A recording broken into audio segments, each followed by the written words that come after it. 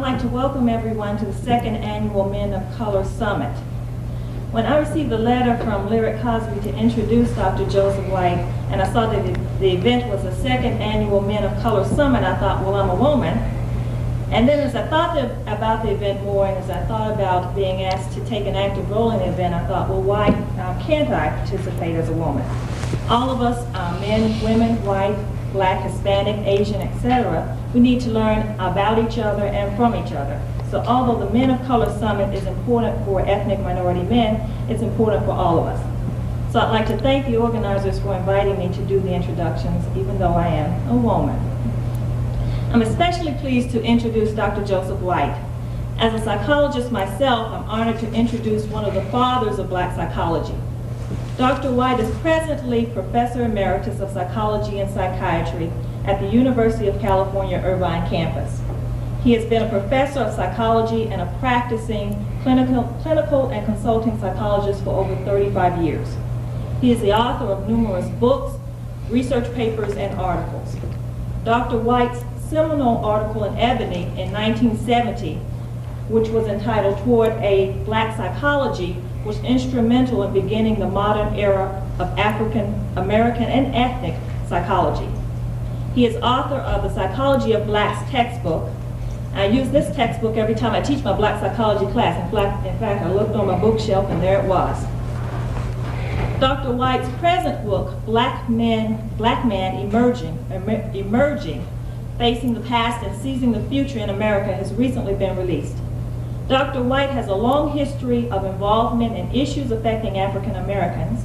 He was instrumental in establishing the Educational Opportunity Program at all California State University campuses in 1988 with legislator Willie Brown and now Mayor Willie Brown. Dr. White is also the 1994 recipient of the Achievement in Psychology and Community Services Award from President Bill Clinton. It gives me great pleasure to present to you one of the pioneers of Black psychology, Dr. Joseph White. Thank you very much. That was great. Right. You know, after that long introduction, this better be good, right? Right. Otherwise, we'll go downhill from here. Now, what I'd like to do tonight is I have simple goals. My first goal is to keep you awake. You've been running all day long, going to class. We've got 2 or 3 professors here. You've been teaching. You've been taking care of your kids and everything else. So I know you've done more today than just wait to see me. You know, I have a big ego, but I know that you got a lot to do. The second thing I want to do is make it interesting. You know, and those two will go together. That if I make it interesting and if I keep you awake, then I'll accomplish the first 2 goals. Now, there are 2 teachers in here. Dr. Lawrence is here. There's another faculty member from math here. Teachers all know that the way you keep people interested is you get them to participate. It's called participatory learning. If you participate, you learn more and you remember more. And the other way around is if somebody talks for 50 minutes, you only listen for between 8 and 10 minutes. That's the human attention span. Now, because you're socialized, you know how to look like you're listening. So you know how to sit in a lecture and be dead asleep and look like you're listening. And then when the professor sees the exam, he says, damn, what happened here, you know? So to keep it interesting and to keep you involved and to have participatory learning, I'm going to ask you to become involved with this. Now, what we're going to do is we're going to establish what the issues are that confront the black male psychologically. Then we're going to maybe do an analysis of what those issues are all about. We're going to look briefly at the life of Malcolm X. Then we're going to answer the $64 question, what do we do about it? Because that's the final question people always ask me, what do we do about it? Now, before we get going real good, a few somebodies came in, so whoever doesn't have an outline, raise your hand, and I'll give you one. Thank you.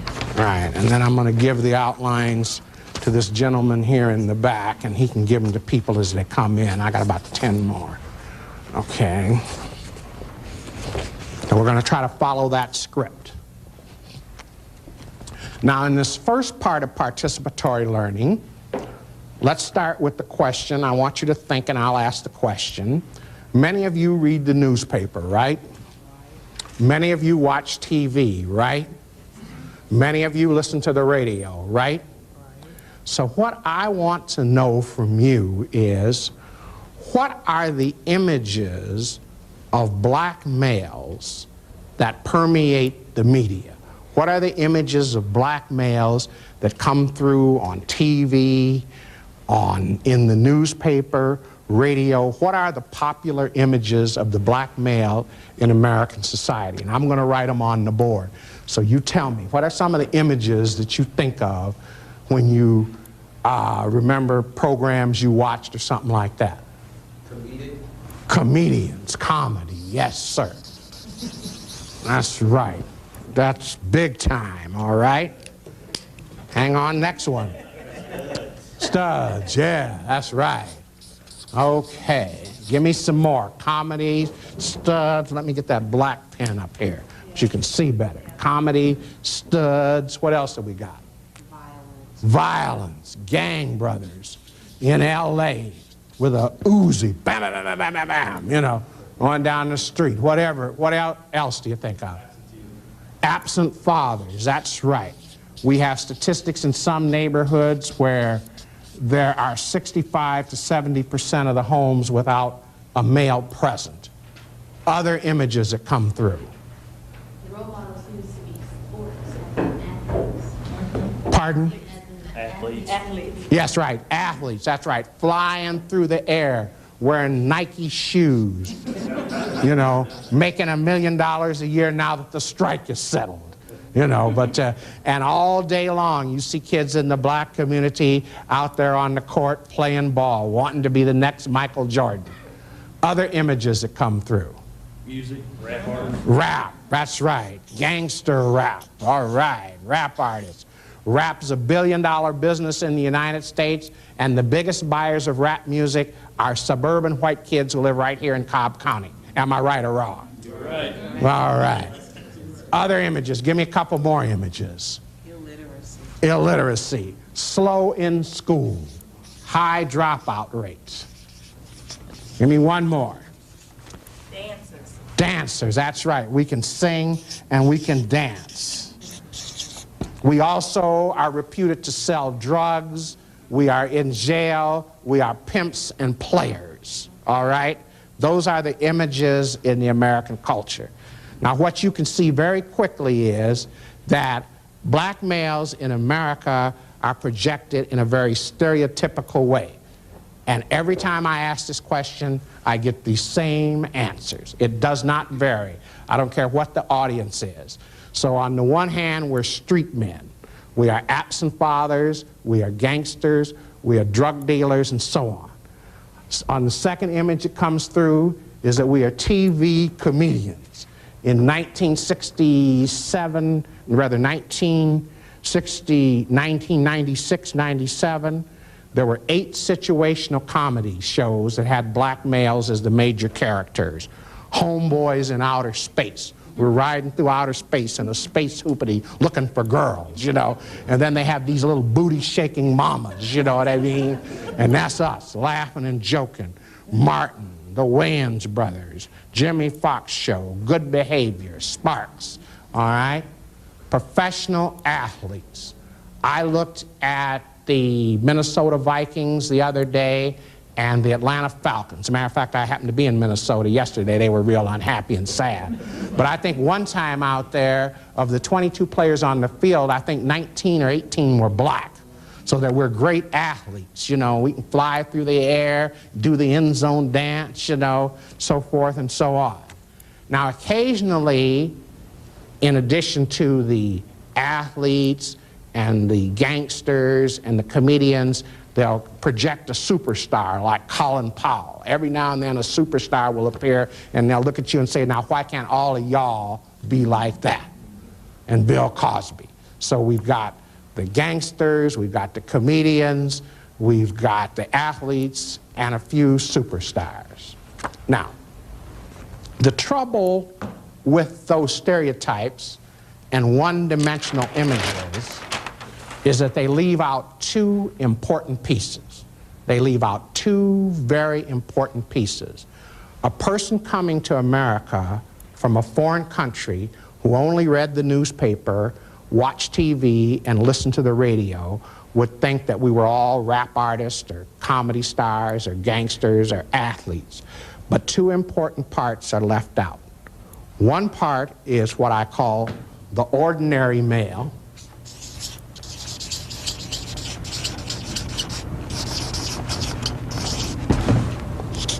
And the second part is the nature of the psychological challenges confronting black male. Let's spell that wrong. So that two parts are left out, the ordinary male and the nature of the psychological challenges confronting black males. And that's what we're going to talk about tonight. And what do I mean by the ordinary male? Every day in the black community, there are brothers out there who are working hard. They are paying their taxes. They are trying to support their children. They coach Little League. If they're divorced from their wife, they pay their child support. They are not in trouble with the law. You see these brothers every day. They're the delivery men. They're the mailmen. They're the grocery clerks. They're the truck drivers, and on down the line. But you all remember that book you read in high school in literature called The Invisible Man? These are the brothers that are invisible. They don't seem to show up in the newspapers and on TV and in drama programs and so forth. These are the brothers that are the backbone of the community, but you never see them. They're invisible. People see them, but they don't see them. So they're left out of this picture. And the other thing that this leaves out is the psychological challenges that confront black males as they move through the life cycle. And today, that's what we're going to focus on. What are the psychological challenges black males face as they move through the life cycle in America? What are the psychological challenges? And as I thought about my life, as I thought about all the black men I've known, as I've read, studied, traveled, I boiled it down to 4 major psychological challenges that confront all black males in the United States. And the 4 challenges, as they're listed on the outline, are identity,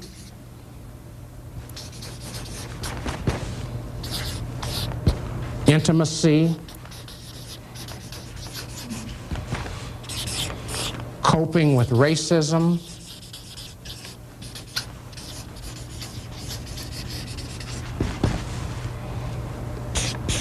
and what I call finding adaptive possibilities in the African American way of being. Let me just mention those again. Identity, that should be a T there. Identity, intimacy, coping with racism, finding adaptive possibilities in the African American way of being. These are the 4 psychological challenges that confront all black men in the United States. And let's go over them, and then later we're going to discuss these 4 in the context of the life of Malcolm X. Identity, intimacy, coping with racism, adaptive possibilities. Now, identity, very simply, for those of you who have taken psychology courses, means answering the question, who am I? Where am I going with my life? How am I going to get there? And what is important to me? Let me say that again. Who am I? Where am I going with my life? How am I going to get there? And what is important to me? Psychologists, as they use the language of psychology, use terms like self-concept. They use terms like goals. They use terms like planning. And they use terms like values. You talk to any 14 or 15-year-old kid in America, and mostly in that conversation you'll begin to talk about what are you going to do with your life? Where are you going? And kids now who have been to summer camps and so on, they teach them life planning skills. They come back from camp talking about goals. My goal this year is to make a certain GPA. My goal is to get a job. My goal is to make the team, and so on. But people can fall right into this language of identity. I was up at Washington State University the other day, and I talked to a 19-year-old black sophomore. And we started talking about identity issues. Who am I? And he told me that he was a G. And he asked me, did I know what a G was? And I said, well, I think I know. And he said, yeah, well, I was a G. He said, but my mother put me in this private high school and tried to keep me from being a G. But in my neighborhood, the G's had the status. They had the girls, they had the best parties. When they walked through the hallway, people scattered out to make sure they got the center of the hallway. Okay? So then he went to Washington State University. And at Washington State University, he organized a theft ring in the dormitory. And he had another black male and 2 white girls. And they had this theft ring, and they got busted, all right? You know what busted means, don't you? And so he said the reason he had the 2 white girls helping him steal, and they would case out different dorm rooms, and when the people went home for the weekend, they'd steal their stereo and stuff like that. When they got busted, he said he knew that those white judges were not going to put those pretty little white girls in jail. He knew that. They wasn't going to prison, so they couldn't give him a bigger sentence than what the 2 white girls got. So that was the logic of using them in the theft ring. So when it all boiled down, the white girls got 2 weeks in jail and 4 weekends, and he got 1 month and 6 weekends in jail. He said, and he finally said that being a G has consequences. He said, the system will put you in check. That's what he told me. He said, it doesn't matter who's right or wrong, but they will put you in check. And they will lock you up, and they will lock you down, and they will lock you out. So now he was revising his identity, and he said he thought he might become a lawyer. He said because a lawyer could steal more than a G and get away with it. All right? But he was finding what psychologists call socially acceptable alternative. All right? All right? So people can respond to this identity question. Now, as psychologists have studied this identity question, as all of you know from your courses, how it works is a young man dreams a dream. He dreams a dream about what he wants to become. We all have dreams. We dream dreams. And while occupation is part of the dream, I want to be a doctor, lawyer, Indian chief, the dream is bigger than occupation. The dream is about how can I become a powerful person, a respected person, a competent person in the world of other people, especially in the world of other men. And if you don't think respect is important to a black male, you find some brother on this campus who's 6'2", weighs 240 pounds, and you diss him. And you'll find out how important respect is, you know, if you don't believe that. So part of the dream is how can I gain respect and power in the world of adults. So we all dream dreams. The second challenge facing black males is intimacy. And by intimacy, I mean establishing and maintaining close relationships with other people throughout the life cycle, being connected to others. Being connected to others is very important in the black community. We start out with the extended family.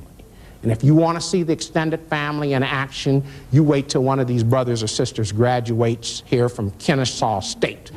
And you will see all kind of relatives coming up out of the woodwork, man. Aunties, uncles, cousins, people you never even dreamed was related to this brother or sister, you know. So from the very beginning, we are part of an extended family structure. When we come into this world, they are there with us. And when we leave this world and go to a funeral, if you've been a pretty good male, then they will be there. Now, if you've been a SOB in your lifetime, then your extended family may not be there for you, and you will die alone, which you justly deserve, if you haven't acted right.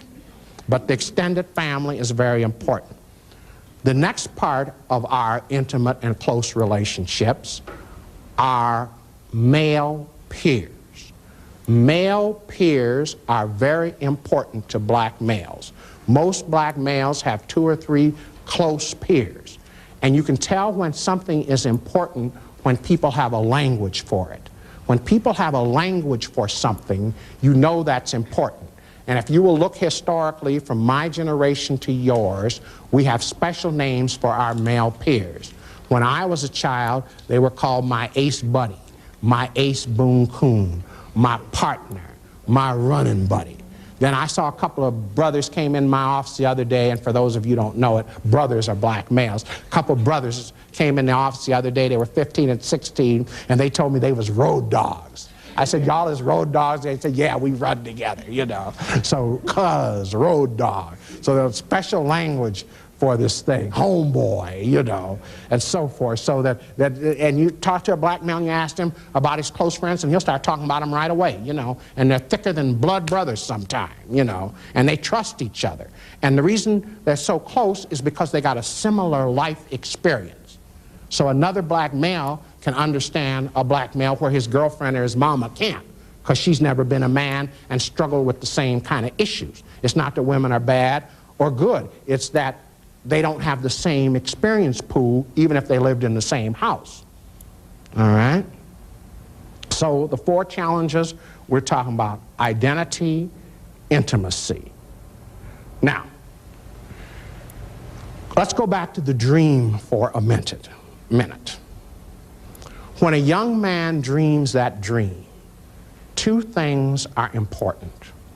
One is, in terms of his close relationships, there is likely, for the 95% of black males that are heterosexual, there is likely to be a young woman involved. All right? Part of our relationships are romantic relationships. Well, it is important for that black male, for the young woman to believe in his dream, for her to nourish and support him in that dream. 47 years ago, 46, as a 19-year-old sophomore at San Francisco State College, I started dreaming a vague dream of becoming a clinical psychologist and a college professor. There was not one black clinical psychologist in the state of California, the biggest state in the union. There were no black professors in California in the state college system in psychology because there were no predominantly black colleges. So here I am, a 19-year-old sophomore, starting to dream this dream, and it scared me and frightened me. You know, I was a playground director, so I thought maybe I could become a supervisor at the playground if I worked hard. But I had this dream. It wasn't that I thought a playground director was bad. My dream was what I wanted, to fulfill me. What was very important, that that young woman that I was going with at that time believe in that dream. She was the first person I told. And I told her, don't you tell anybody, because I didn't want to go around campus saying I was going to be something and then I couldn't become one, because I had a feeling maybe there was no pathway for me.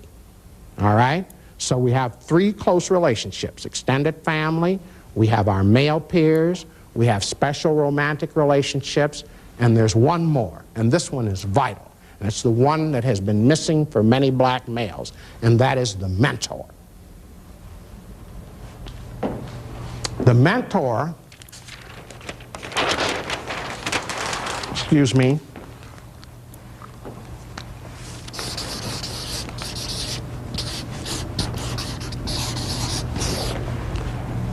not only believes in the dream, he is an older man.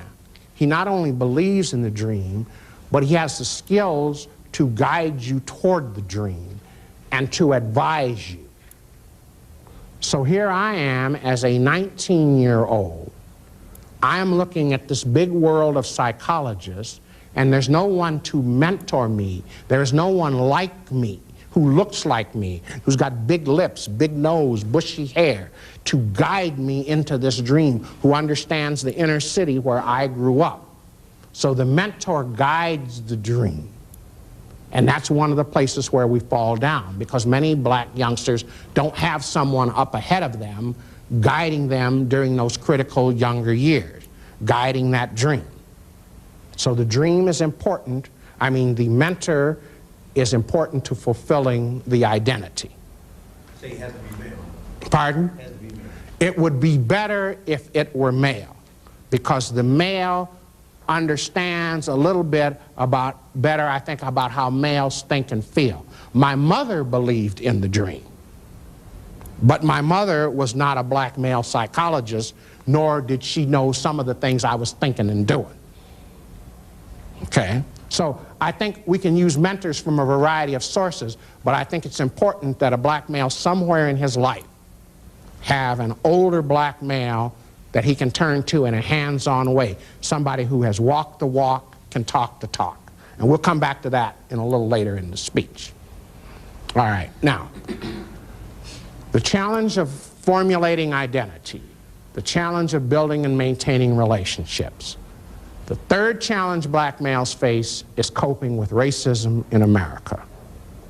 Now, as I was saying to someone earlier this afternoon, Georgia has changed a lot. Now, the first time I came to Georgia in 1960, black people couldn't vote, and you didn't get too far out of Atlanta at night. Now, things have changed a little. You know, we no longer have the blatant racism in America that they had when I was a young person and a child. I can ride anywhere on the bus I want to. I stay at the Wyndham Hotel, and everybody is nice to me. They are falling all over me. Oh, doctor, how are you doing today? And this and that, you know. And 40 years ago, they would have run me out of there with a shotgun. You know, so there's no longer the blatant racism in America. Today it is more subtle, it is more covert, it is more hidden. It's still there. But it is still there. You took the words right out of my mouth. It is still there. And today we use fancy terms to talk about racism. We use terms today from sociology called structural racism. We use terms like institutional racism. And we use terms like individual racism. That's the terms we use today to describe the residual of racism in American life. Now, every black male, as he seeks to formulate his identity, as he attempts to build relationships, as he dreams his dream, is going to have to cope with this residual of structural, institutional, and individual racism as he moves through the life cycle.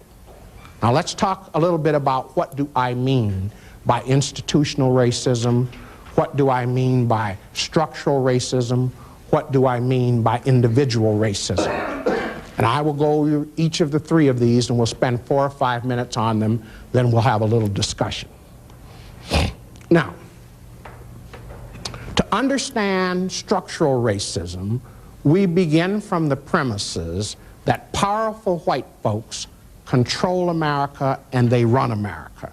And if you don't believe me, then you go down to Wall Street, where the top financial centers are in America, and you look at the top of that structure.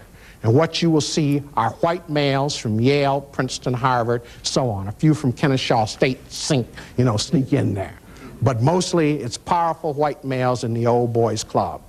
You look at the United States Senate that is about to decide whether our president should continue in office, and 90 of those senators are white males. There are no black males in there. All right? So when you look at the top of America's power structure, its economic power structure, its political power structure, its legal power structure, it is run by white folks. All right? Anybody doubt that? All right. Now, they decide, among other things, where the jobs will be and where the transportation systems will be. They decide that. Now, you might go to some meeting, but they decide what's going to happen. Just because you're in the meeting doesn't mean you're making decisions. I used to think that.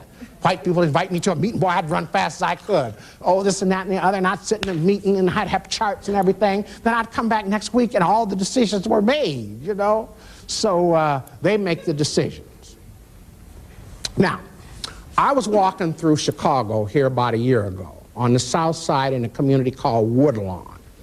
And I noticed a lot of brothers standing on the corner, and it was in the wintertime, and they had these big waste cans, and they light fires in them, and they were standing around there warming their hands.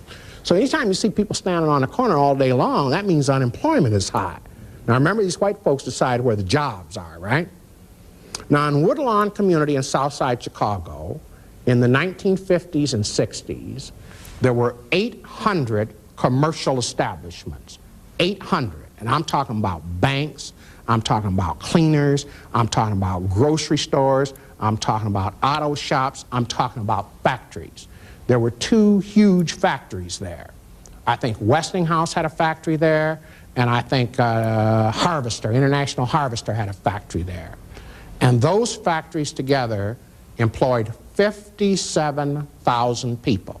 57,000. Both those factories are gone. Now there are only 100 commercial establishments left. And these establishments, factories, banks, commercial establishment, provided the jobs. So when they left, the jobs left. And where did those jobs go? Out to the suburbs. You know, people move further and further out from the city, and they bring the corporate structure with them.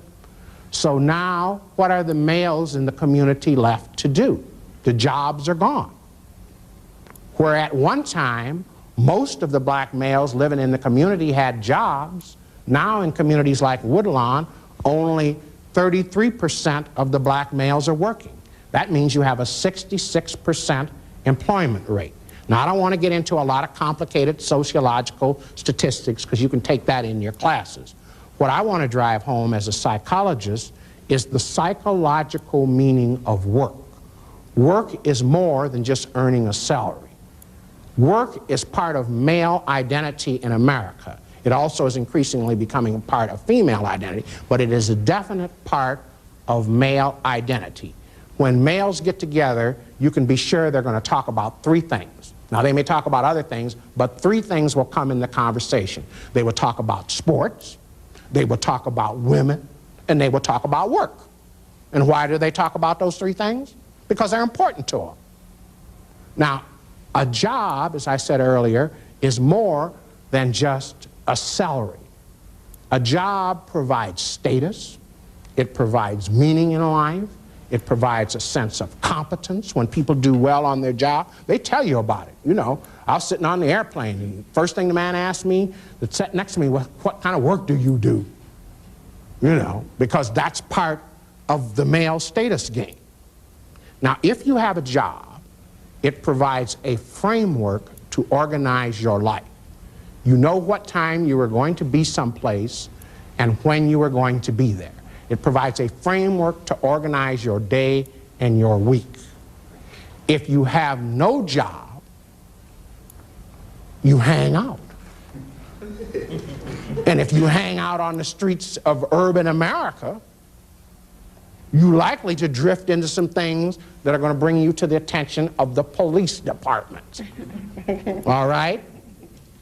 And why do you think they're building all of these prisons? Who do you think they're building them for? They're not building them for these young white boys that go to Kennesaw State College. All right? So a job provides a framework to organize your life. If you have a job where you can earn a little money, you can begin to plan ahead. You can think of buying a home. You can think of saving some money to send your children to college. You can begin to buy, what do you call them, a Kia or IRA for your old age, you know what I mean, and Social Security. But if you have no job, you're just out hanging out there in the streets. And if you're hanging out in the streets, sooner or later, if you hang out there all day, day in and day out, you're going to have to deal with the police department. And once they get you in their clutches, you got bad news. Now, say, for instance, you're one of these resourceful brothers. You still are not going to be discouraged because there's no job in your neighborhood. And let's say you go out into the suburbs and you find a job. Now, you've got a big problem.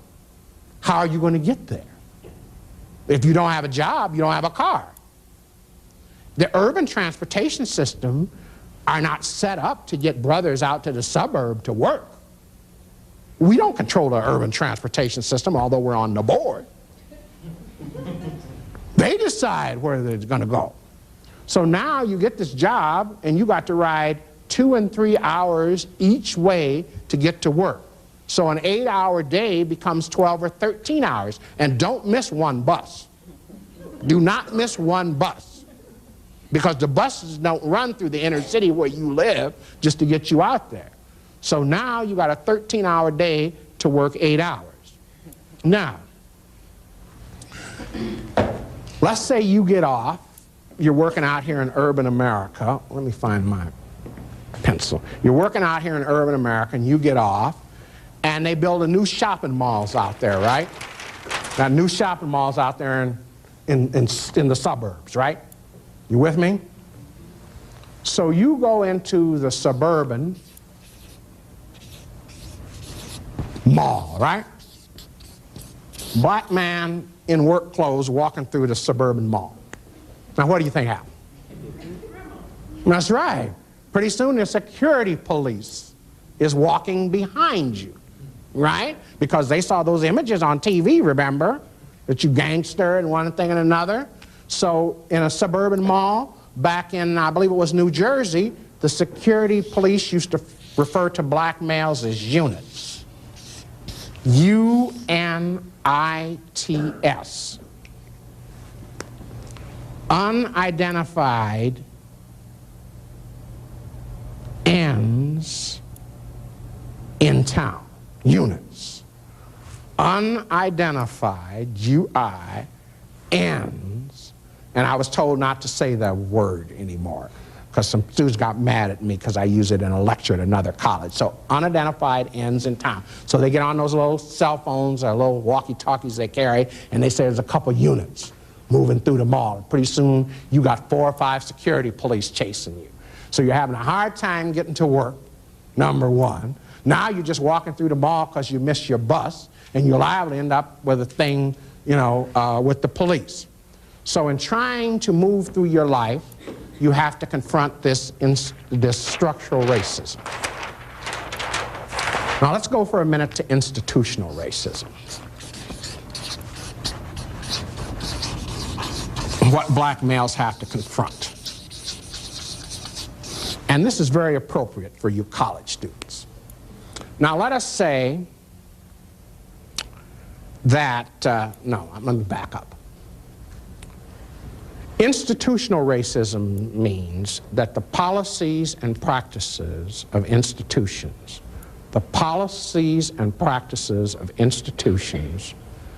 restrict the access of black males to opportunity. The policies and the practices of the institution restrict the access of black males. All right? Let's take, for example, Texaco Oil. It's a company, oil company, Texaco. Some of y'all buy Texaco gas. Texaco Oil. Policies and practices of the institution restrict access. Now you come here and you go to college. You get your bachelor's degree. And I understand now they have master's programs because y'all have become a university, so now they're starting to come to have a master's, an MBA or something. You go to work for Texaco. Now Texaco was supposed to be a model employer, model, showcase employer. Got black folks working, Asian, Mexicans. They've got, you know, brochures. You ever seen those company brochures where on the front page they show a picture of the employees smiling? They always have 2 blacks, 2 Asian, 2 dark-looking people who could be Hispanics, 2 white people, and 4 women. And that's, we are a model, we are an example of diversity in America.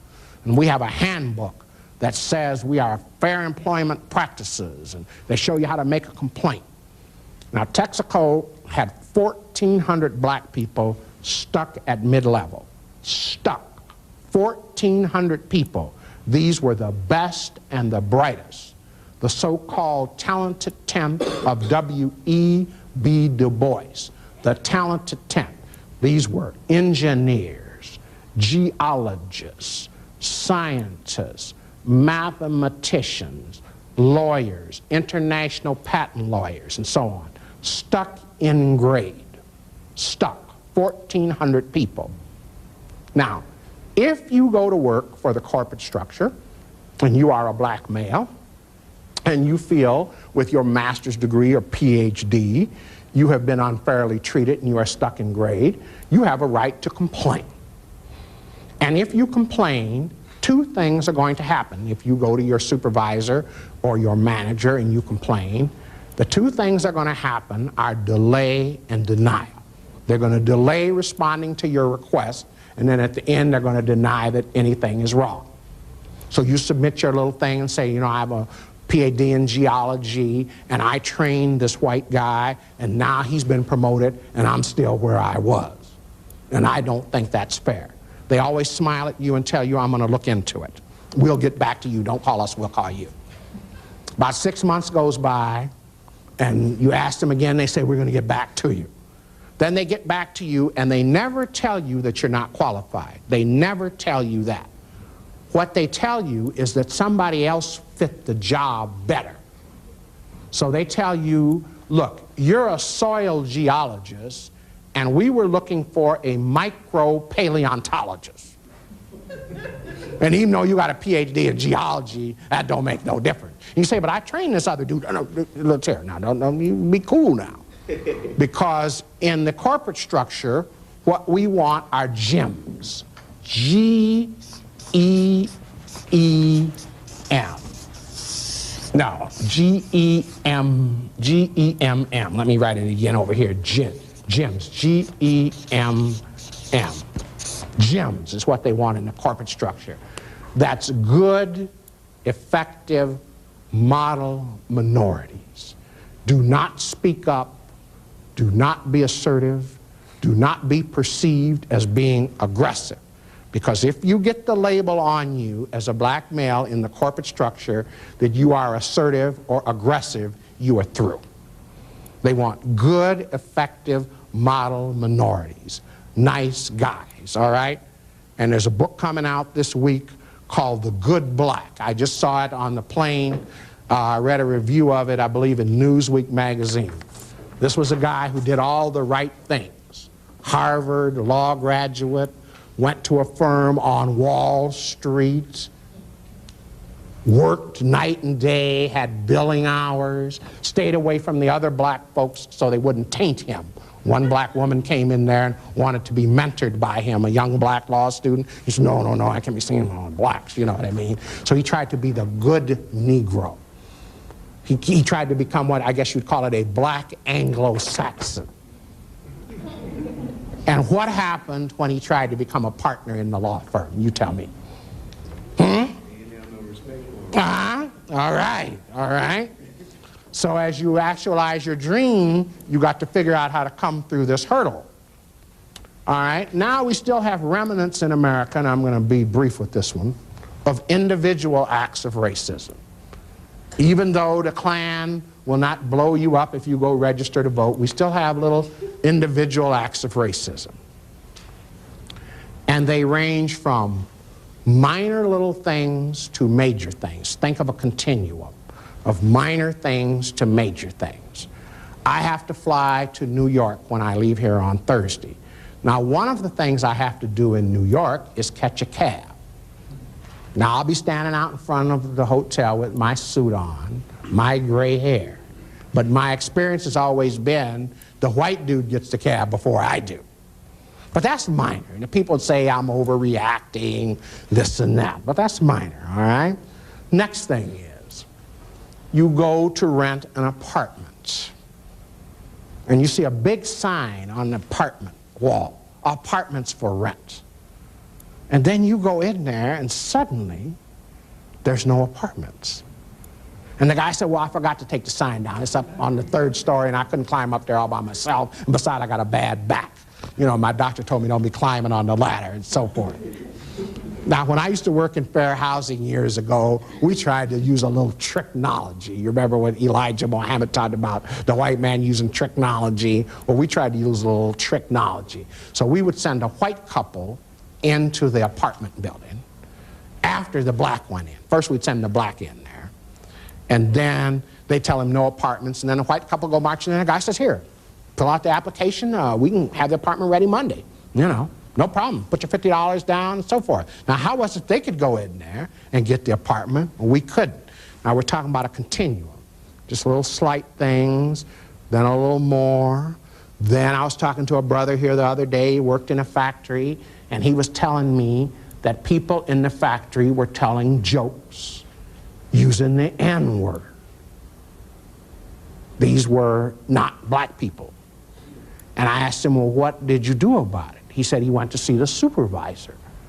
And I said, well, what did the supervisor do? He said, well, the supervisor said, don't worry about it. We tell jokes on everybody. We tell N-word jokes, Jewish jokes, you know, that you're just a little too sensitive and hyperactive, you know, don't pay no attention to it. So again, you see, now it's a little thing. You got a job, you're trying to keep your job, the people are cracking these jokes. Now, we just had a situation here 2 years ago with the United States Army Corps of Engineers. United States Corps of Engineers, civilian employees working along the rivers in Pennsylvania. The people were telling jokes using the N-word. They had a huge picture in the lunchroom, a huge picture in the lunchroom showing a black man with a noose around his neck and white people standing around smiling, right in the lunchroom. 3 black employees went to complain. The supervisor told them they were overreacting, just like I said before, and word got out that they had complained, and the people broke into their locker and poured acid on their clothes and put some stuff in their boots that I can't describe, but which Professor Lawrence knows represents the anal stage of psychological development. Now we're getting a little bit up the scale, see, on these things people are doing, and threatened violence. So finally the brothers went to court. We're all familiar now, individual acts of racism. We keep going up this continuum of what happened last summer down here in Jasper, Texas. Now this brother, I think his name was Robert Byrd, down there in Jasper, Texas, went to his niece's bridal ceremony. And he was walking home, just walking down the road. Ran into 3 white guys that he knew, and they was going to give him a ride in a truck. And y'all know what happened, right? Somehow or another, and I don't know what went down, these 3 white men who had ties to Klan groups, Aryan Nation, and other stuff, chained this brother to the truck, drug him down the road, and parts of him were found all over. Head one place, arms. So we still have this individual racism. Now, I don't want to get into sociologists because I'm a psychologist, the sociologist of this. What I want to do is look at the effects of this.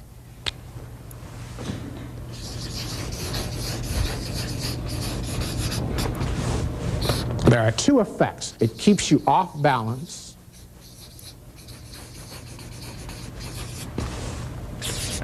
and you don't know what it means.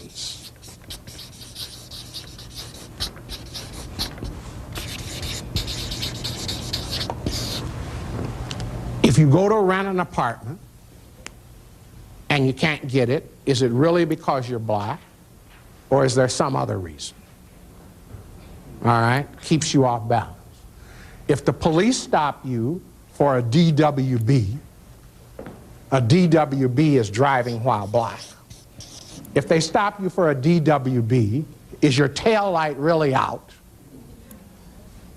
Or is it some other reason? All right? If you don't get the promotion on the job, does somebody fit the job better?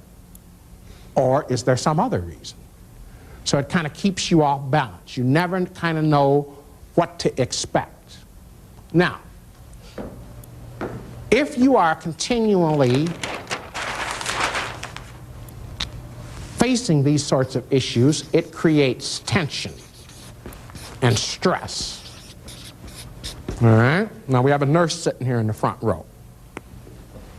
All of you know that tension and stress can have 2 or 3 major effects. One obvious effect of continuous tension is high blood pressure. If you are continuous stress, being off balance all the time, even when you're not thinking about it, but you have subliminal tension, your heart is pumping. All right? Now, if you have, and we'll write HP for high blood pressure over a period of time, that increases the risk of what? Strokes, heart attacks. Black males die more often of strokes and heart attacks than white males. 20 to 30% of us have higher blood pressure than white males. All the males in my peer group who are still living had high blood pressure. I got it. I took a pill a few minutes ago, all right? My daddy had it. My granddaddy had it. You know. Now, white people try to tell us, and they always trying to run a game on me. Every time I go somewhere, man, I try to say something, people is jumping up and down, carrying on, trying to tell me I'm exaggerating. You know, they try to tell me that high blood pressure was because I ate too much pork. I'm not into Muslims, so I ate a little bit of pork. And they said I was eating a high cholesterol and we have bad genetics.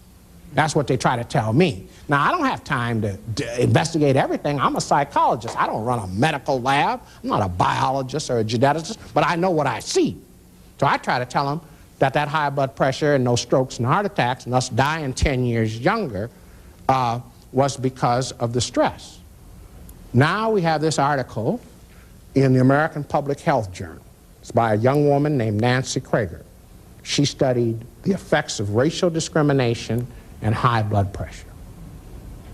And she validated what I've been saying all these years, that black males who reported 2 or more incidents of racial discrimination had higher blood pressure than whites, and the ones who didn't speak up had higher blood pressure than the ones who did speak up. So here it is in the American Journal of Public Health, what black people have been knowing all of these years.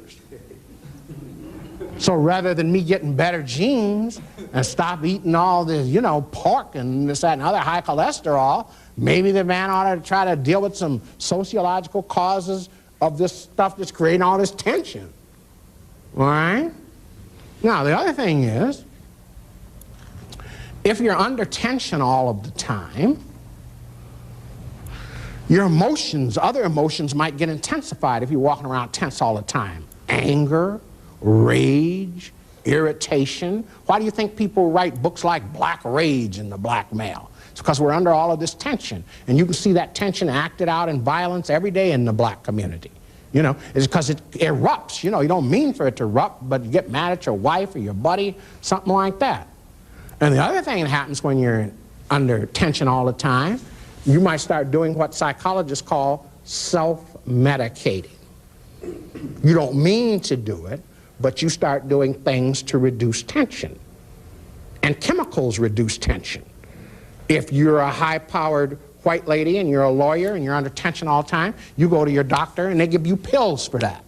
If you're a brother standing on the corner to relieve tension, you might take some other kind of chemicals. You might come to drinking wine, you know what I mean? You might even smoke a little crack cocaine or something like that. It's still chemicals, but one's legal and the other is illegal. So you might start self-medicating. You don't say I'm self-medicating, but that's what you're doing. You're finding tension relievers. So here we are. All this stuff keeps us off balance. We're trying to deal and so on. Now, you've been listening long enough. I want you to stand up and stretch for 1 minute, 60 seconds, and then we're going to have a little discussion. We're going to talk about Malcolm X.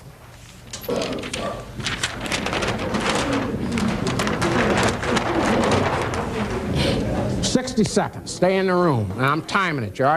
We already had 15, 20, 25.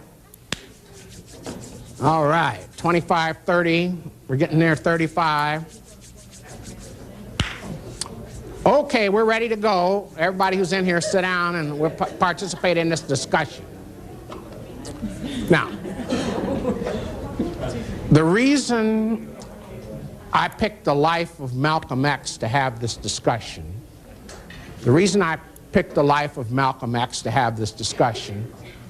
is many of you have read this book, or you've heard about it. Even if you didn't read it, you heard about it.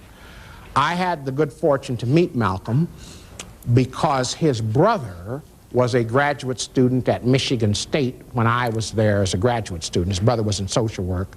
I was in psychology. But Malcolm grew up in the Lansing, Michigan area where Michigan State was, and his youngest brother, Bob Little, was still there. So Malcolm came to Michigan State a couple times while I was a graduate student, and he called me an Uncle Tom in preparation. He said I wasn't a full Tom yet, but I was almost on my way.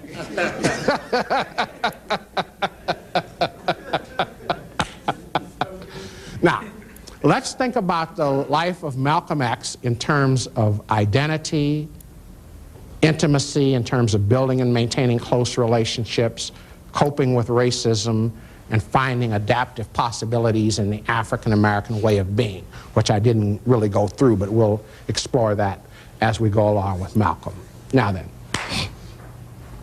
let's talk about Malcolm as Malcolm moves into what psychologists call early adolescence. Malcolm is a 13-and-a-half to 14-year-old student in the 8th grade in a community near Lansing, Michigan.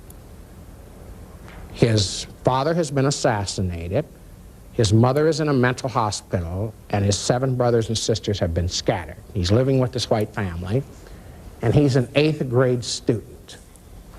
And one day his teacher, who also serves as a counselor, a Mr. Ostrowski, I think was his name, asked Malcolm, what does he want to be in life? So tell me what happens. What happens? What happened to Malcolm? What did Malcolm say and what did the teacher say? Remember? He was an 8th grade student. Anybody remember? The teacher suggested he be a carpenter, but I think Malcolm wanted to be an attorney. He wanted Yeah. to be an attorney, but Malcolm said, you're right. Malcolm said, the teacher asked him, Malcolm said, I think I would like to be an attorney. And the teacher said, no way. And let's go back here to the gospel and see if we can find exactly the way it went down. Let's see what went down here. I can find it. Yes. Mr. Ostrowski looked surprised, and I remember he leaned back in his chair and clasped his hands behind his head. He kind of half smiled and said, Malcolm, one of the first needs in life for all of us is to be realistic. Don't misunderstand me now, Malcolm. We all like you here, you know that. But you have to be realistic about being an N. And he used the word. A lawyer, that's no realistic goal for an N. You've got to think about something you really can be. You are good with your hands. Everybody admires your work in the carpentry shop.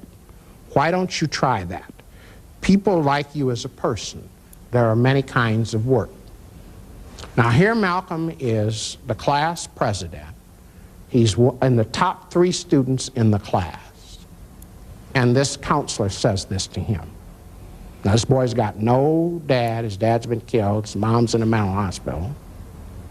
So what do you think that does to somebody? He's 14, 13 and a half years old.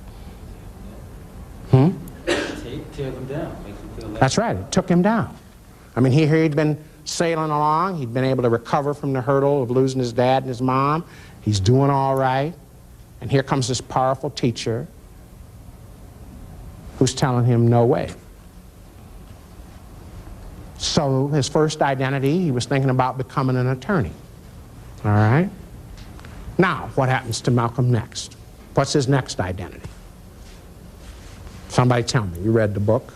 What's his next identity? What does he do after that? Hustling. That's right. So he leaves Lansing, Michigan, and he goes to stay with his sister in Boston, right?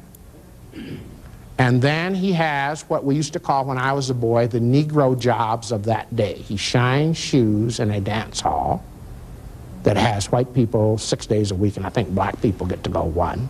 He shines shoes, and he becomes a sandwich boy on the train. The trains were big time back then, so on the run from Boston to New York, he becomes a sandwich boy, and he's a good sandwich boy. He sells a lot of sandwiches, more than anybody.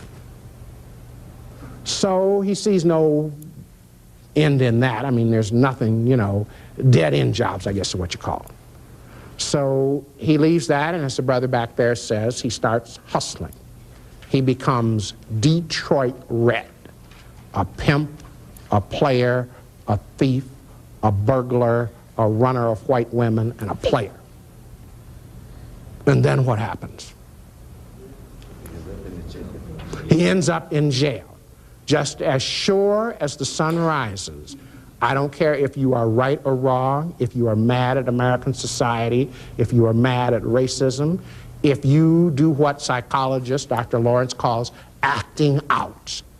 That is, you rob, you steal, you pimp, you play, you use drugs, sooner or later the police will bust you, and they will lock you up, they will lock you down, and they will lock you out.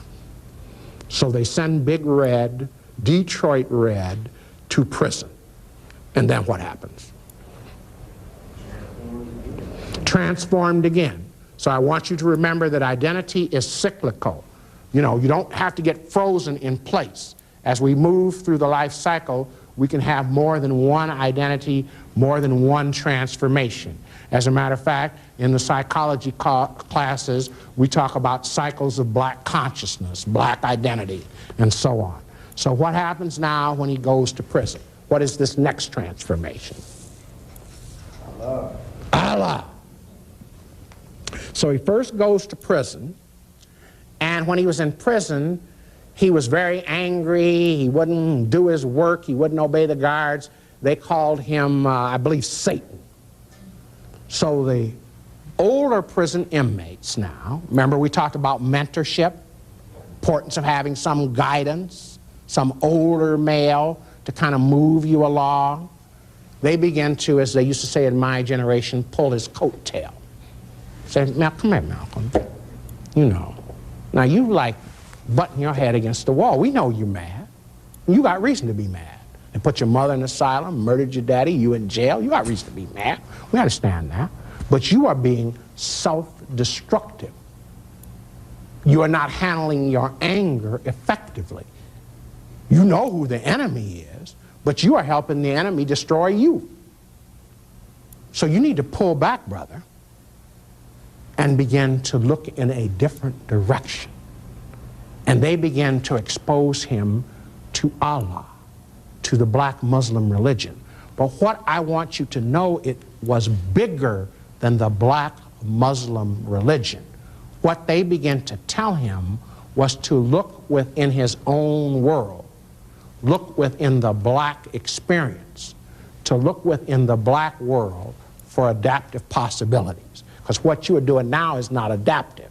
For you to become more adaptive, you need to look in another direction. So Malcolm begins to read black literature. He begins to read black history. He begins to think and reflect. And he begins to move into what we call a black consciousness,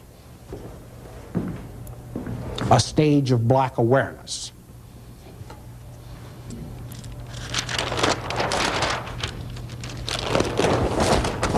Excuse me for just a minute.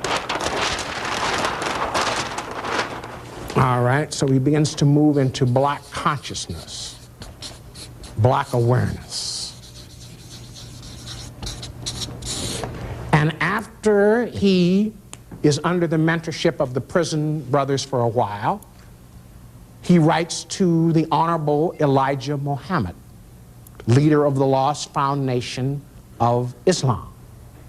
And Elijah takes him under his wing, takes Malcolm under his wing, and becomes his mentor, his advisor, his counselor, his spiritual advisor. Now Malcolm has a powerful mentor that he didn't have at 14. And Malcolm finishes the transformation from Big Red, from Detroit Red to Malcolm X. Now, as Malcolm X, he can build long-term relationships. He builds relationships within the black Muslim community. He marries Sister Betty, has a family, becomes part of another extended family. And rather than cope with racism by robbing, stealing, playing women, taking drugs, and acting out, he becomes one of America's foremost spokespersons. He finds a constructive outlet to cope with racism. He finds strength within the black community and finds a constructive outlet in the Nation of Islam. And even though he and Elijah had a falling out, that's, you know, people make more of that than they should. You always move past your mentor in life. You need a mentor at a certain stage of life. But as you evolve now, the mentor can always see the next step because he's not you. You're not going to be the same at 14 as you are at 39. So the mentor has to learn to let go. I've mentored a lot of young people, and I used to get mad because after a while they wouldn't do what I told them to do. My kids won't do it no more. Then I had to stand back and say, well, they're beginning now to function under their own power. They're beginning to discover the world on their own terms. And what I am is the backup system. You know, they don't have to mouth what I say. My job was to just get them started. So he went out there and was going to go through another evolution. Now, when I said draw on the strength of the black culture for adaptive possibilities, and I won't go into it in great detail, what I want you just to remember is that black people have a vast heritage. We have a vast heritage that includes history, it includes literature, it includes music, it includes dance, it includes spirituality, it includes black psychology. And I'm saying, can you look into that vast heritage and find messages of strength? Can you find some way to find some ideas that will help you with your identity, some ideas that will help you cope with racism?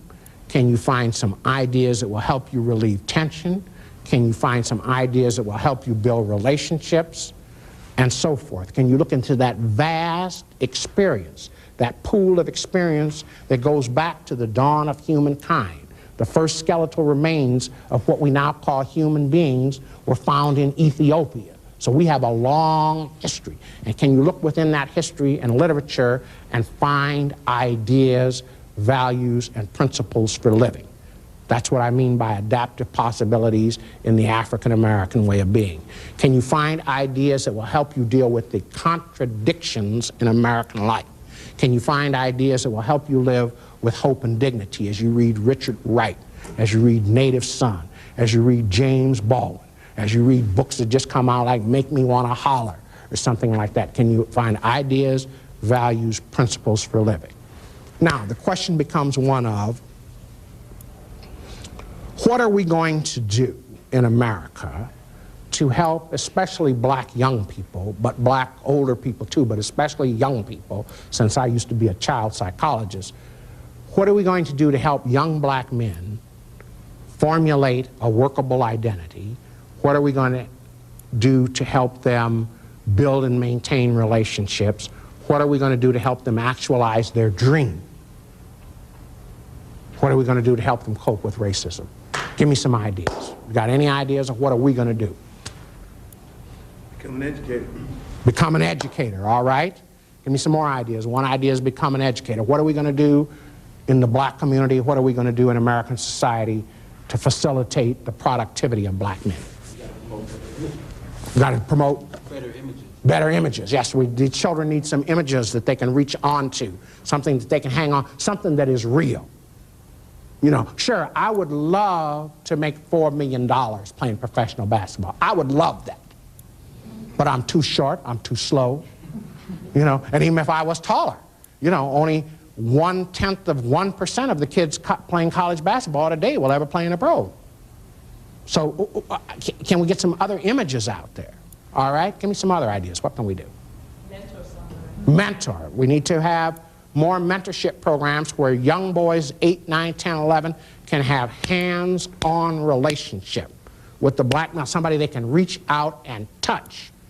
Michael Jordan is famous, but they cannot touch him. He cannot explain all of the steps involved as to how you get from point A to point B. And young people need to see things unfold. You know, if they see a 22-year-old college student with a part-time job who lives in their neighborhood, they can see that. And if that boy spends 4 hours with that 9-year-old a week, then he can see that. You know, you're taking, yeah, this and the other, this is what, basic education, yeah, yeah, how'd you get in there? Yeah, yeah, I took this in high school, yeah, yeah. And, you know, what happens in college? That's concrete. He can see that. He can touch it. Okay? Thing else. Strong couples. Strong couples. You need a strong family. The children start out, the basic unit that the child is born into is the family. And that's where he starts and gets his foundation in life. And the stronger that we can make the couple which in turn makes the family, the better. The more we can teach young black men to be part of the family as fathers and husbands and parents will help. Okay? Increase self-worth and self-knowledge. Increase self-worth and self-knowledge, and they go together. That as you have more self-knowledge of who you really are, that facilitates self-worth.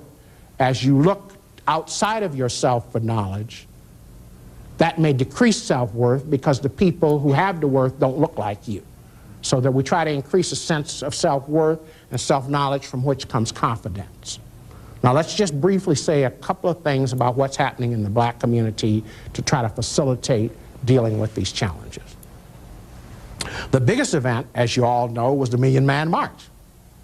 It shows that black men are starting to mobilize. They're starting to think about how to address these issues. They're starting to think about the community and so forth. And as all of you remember, that was a beautiful day. It was 3 years ago this October. I didn't think the brothers was coming. I was worried, man. I was worried all that morning. But I got up on the West Coast. I got up at about 5:30. That made it 8:30 in D.C., and I could see them coming, just streams of brothers, you know. As far as you could see, I had 2 TVs on, you know, and I was running back and forth between them, you know, trying to see it. But 800,000 black men showed up. Some say there were more than that there were more than 1.2 million showed up. There were so many black men that you could not get all of them in one picture with a wide camera lens. And my daughter showed me how they take the picture. You split the crowd up in fours, and you take one quadrant, then you take another, then you take another, then you take another till you have the whole picture. And finally they were able to get them, and they were sprawled all over that mall. And those brothers came from all walks of life. The gangsters were there, the bus drivers, the security guards, the lawyers, the preachers, college students. They had buses of high school students that came in from Philly and New Jersey, and they were all there. And for 7 hours on that glorious and bright sunny day, those brothers prayed, they sang, they hung out, and played the dozens, and they did everything else. But the deeper message of that march, beyond the testimony and the speeches, was a spiritual sense of brotherhood, a spiritual affirmation of strength. That was the deeper message, a spiritual affirmation of strength and brotherhood and dignity. And those brothers stood up on that platform, and they began to take responsibility for their lives. They pledged to go back to the community and work to improve the community. Gang members, warring gang members got up there and pledged to go back to their community and stop the killing and keep the peace. Somebody said absent fathers. Absent fathers got up on that platform and pledged to go back home and spend time with their children and rescue their children from the dangers of the streets. Husbands and boyfriends got up there and pledged to go back and treat their women better and work within the family unit. I mean, it was a glorious day for America, who has written these brothers off as ex-convicts and drug addicts and no-count high school dropouts. They told America, look, we are here to stay. You are not going to write us off. You know, we are here to stay, and we have a lot of potential. So that was the biggest, more general thing. What we're working with in the community, as many of you know, down at the more specific level, is we're doing a lot of mentoring. We're beginning to try to work with manhood training and mentoring and bring these little brothers along in sort of a hands-on context where we pair them with older males for a certain part of the week. We keep them in group activities. We got fatherhood programs where we're trying to take high school dropouts, move them toward their GED, reunite them with the mother of their children, and teach them the basics of infant care and so on. And one of the things that has amazed me in these fatherhood training programs, if I can just say briefly for a minute, is that we always pitch it as a sense of duty. You should be with your kids. You should spend time with your kids. We keep saying you should, you should, you should. But one of the things we found out is when young men spend time with young children, something changes. When you diaper a baby, when you feed a baby, when you begin to watch that baby learn to crawl and learn to catch the remote control and turn the TV on and laugh. And when you bond with children, even long before they can tell time, they seem to know when you're coming home. They hear your footsteps on the walkway, and they come running up there or running out to the door, and they want you to throw them up in the air, and they have total trust in you. When you spend time with that with a young child, something changes. And we find as young fathers spend time with their kids, they want to hang out in the street less. They want to get home. And just as they talk about jobs, sports, and women, pretty soon their child enters the conversation. You know, he's starting to talk a little, and he walked the other day. I got him this puzzle, and he was finally able to put all the pieces in. There's a kind of a joy in that discovery if we can get them involved in the relationship. And that's kind of surprised everybody. You know, so they're not doing it anymore out of a sense of duty. They're doing it out of a sense that they've become encompassed in the child's life. So we're doing that. The last and biggest piece that we have to do is we can work in the community night and day, but eventually the society has got to change. We have got to work with these last vestiges of racism in American society. We've got to finally attack that problem in some kind of mutual work together between blacks and whites.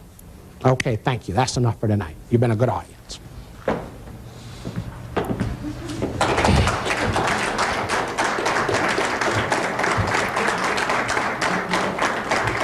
It's up to you. They're all yours now. You can do whatever you want. So we're going to have some refreshments or some more dialogue, or? Sure, sure. I'm pretty sure you're familiar with Francis Welsing, right? Mm-hmm. What about the ISIS papers? What do you think about that book? Because I've heard so many people trash that book. This is the melanin, right? Is this the lady that talked about the skin melanin? Because I take melatonin. Now, tell me if I've got the thesis right. The thesis of Francis Welsling's book is that white people lack this component called melanin, or they got less of it. And as a result of, huh? That's obvious. Yeah, and as a result of having less of it, they are more prone to aggression, to domination, they lack empathy, something like that. Well, basically, she's saying that the fact that when the Europeans left to go and explore the world, they didn't see people that looked like them, and that left an impression on their mind, even if it wasn't a conscious impression. And that's basically the reason why they're antagonistic with us. They feel outnumbered, and basically we're like their fathers and they're like children, and, you know, corollary things come up. Well, let me split it in two parts. As far as the biochemistry of it and the evolutionary biology, that part I can't speak to because I'm not an expert on it. But all I know is that something happened for a people to grab a hold of another set of people, dominate them, put them in slavery, then try to blame them and keep on going for 400 years. Something is happening within those people, and I don't know exactly what it is, but something is missing in them. Something is missing. For somebody to do something like that and then deny it after all these years, that something is going wrong. I don't know what's missing inside there. But something is missing. And also I might add that whatever is missing in them is present in Nelson Mandela. Now, Nelson Mandela had the opposite. After all of that wrong that was done, Nelson Mandela took over a country in which blacks were the majority, right? Now, he didn't enslave the whites. He said, let's sit down and work this thing out once he got to power. So that whatever is lacking in the people, the white folks who did these things to us, is not lacking in Nelson Mandela, because he didn't turn around and do to them what they did to us. When he had the opportunity and he got to power, he said, let's work together. Other comments? A question for you, Dr. White. You also said in the beginning of your actual speech that we would ask the question, the $64 question, what do we do about it? If mentors are so important in creating great black men, how do we overcome not having that? Well, part of black psychology is what I call improvisation and resourcefulness. so that we do have, admittedly, a big gap in father absence in the black community. But there are males present in the community. There are males living in the black community, and we have to work to get them involved. Now, there's a program, there's a couple programs. One is a program called SIMBA in Oakland, California. And the leader of SIMBA is a real estate man. And what he told the brothers is, the adult brothers, I will coach you to pass the real estate exam if you will give so many hours of mentorship a week to black young people. And he's got more people than what he can handle. He's got 200 or 300 people that came from kind of out of nowhere wanting to learn real estate, and he's willing to teach them real estate in return for mentorship. So what I'm saying is, there is potential in the community for us to get the mentors. Now we have to find some creative ways to get them involved. And I think one way is spending some time with them. I mean, when you go sit down with people and you begin to visit men's groups or pool halls and you begin to talk with them and you nurture them a little bit, I think people want to do something. There's a group called Mad Dads that originated in Omaha, California. It's Mad Dad because the man got mad because some gang members beat up his son and messed up his new car. And so he organized a group called Mad Dads, and they're working in the schools and in the community with young people and so forth. And also would help if we got a little more money. I mean, a little seed money helps, because if people are giving up time, especially, you know, college students and so forth, it helps to pay them because they have to have part-time jobs. How can we begin to address the issue of poverty in the urban cities? Because that seems to be... Yeah, poverty is a big issue in the urban cities. And we address the issue of poverty in two ways. The people who control the resources, white society, as I said before, represent the economic power. Now, we've got to begin to get into a dialogue with these people. And by a dialogue, I mean a two-way dialogue, where we sit down with them and they sit down with us, and over and over and over again, without working it under the table, we begin to talk about how we can rebuild urban America, and we begin to show them that it is in their best interest to build urban America, that prisons are becoming a drain on America. In California, we are spending more money on prisons than we are on education. Now that just makes no sense. So we've got to begin to tell these folks that it is in their best interest to begin to rebuild these structures. Now the ideas are there. We don't need any more ideas. There's plenty of ideas. You know, there are people have been studying urban redevelopment for years. They've got the ideas. It's the will that is missing, the will to do something. And over again, we have to keep on the case. What do you think about the black churches in position in terms of the uplifting of black people? I can recall that they played such an intricate part years ago, but it seems like now we're becoming so commercialized and so glorified, etc., that it seems like we're getting away from that root. The black church has a vital role to play, and as you said earlier, the black church has been instrumental in the black struggle from the days of slavery on to the civil rights movement.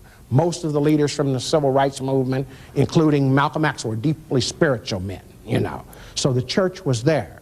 Now many churches are more interested in building new buildings and the commercial aspect and how much money they got in the bank than working in the community. I think what needs to happen is the male elders in the church need to get together and begin to form groups that can then work with the church. Because what happens in many urban churches is the people in the church are women and children. And I've got nothing against women and children, but if the men don't take an active role in the church, then these issues may not be addressed. And there are some big churches now where they have an active male lay ministry, where they are beginning to work with mentoring, tutoring, job training, and so forth. But I think the church has been a vital part and can be in the future. I'll take two more. Yes, sir. Yes, ma'am. I'd like to thank you for sharing this information with us. And as a young black female, I'd like to employ other young black females to become more aware and more educated about the information that you've supplied us with, because we are becoming what we perceive to be an independent force, but at the same time we're not taking into consideration the plights that work against the black male. And that's being proven economically. The black female now, Right. she assumes head of the household Right. without respect for the black male and the stresses that he has to undertake. Yeah, well, I'm glad you made those comments. Let me respond in two ways. One of the things that drives the economic engine of America is education. Black females outdistance males at every level of education. As a matter of fact, I've been to some colleges where the ratio of black females to males is 4 to 1, 5 to 1. So the black female is moving along and finding the pathway. Whereas the brother, who's black as she is black, is facing a different set of challenges. And I'm not saying who is right and wrong. I don't want to get into that between black males and females. But I'm saying, as the sister down here is saying, that it would be helpful if black women would try to understand the challenges. Then we could work together to try to figure out some helpful solution. And as a young black male, it was very important to me that my girlfriend believed in that dream. That was very important to me. Okay, well, let's, yes, ma'am, one more, yeah. I just wanted to know if you could address for us the complacency of middle-class blacks. Our dialogue is usually geared towards urban. We're not in an urban setting, we're in suburbia. We're making enough money to seek a higher education, so that's well above subsistence. Right. How do we get beyond that? I'm making it for me and staying there. I'm making it for me. Well, I'll tell you what's happened in my lifetime. I hope we don't have to keep reinventing this wheel is, because, you know, I've lived so long now, I've outlived the statistics of black males, that's what I mean by long, is I have seen still another transformation in middle-class black males.